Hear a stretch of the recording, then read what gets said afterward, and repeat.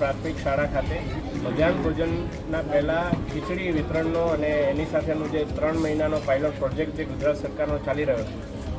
ખીચડી એ ખૂબ જ પૌરાણિક આપણું એક ધાન છે. ત્યારે ફરી એકવાર બાળકોમાં ખીચડીનું ચલણ વધે, ખીચડી માટેનો પ્રેમ વધે અને ખીચડીના ચલણ વધવાને કારણે કોઈપણ પ્રકારના જંક ફૂડથી બાળક દૂર થતું જાય અને બાળકની અંદર નેચરલ રીતે પોષણયુક્ત એમનું શરીર બને એ માટેનો પ્રયાસ ગુજરાત સરકાર દ્વારા જ્યારે કરવામાં આવી રહ્યો છે.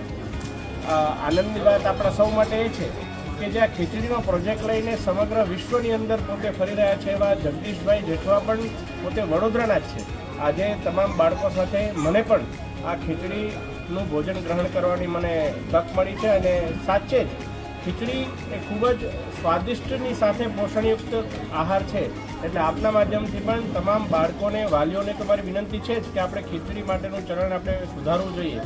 બાળકો પોતે સ્વયં બીજી વાર ખીચડી લઈ અને પોતે જમી રહ્યા હતા અને એમને મેં પૂછ્યું કે આપને કેવું ગમે છે આ ખીચડી જે છે એ આપને ભેળ કરતાં વધારે ભાવે છે, દાબેલી કરતાં વધારે ભાવે છે? તો એમણે પણ સામેથી કહ્યું કે ના, અમને આ ખીચડી ખૂબ જ ભાવે છે.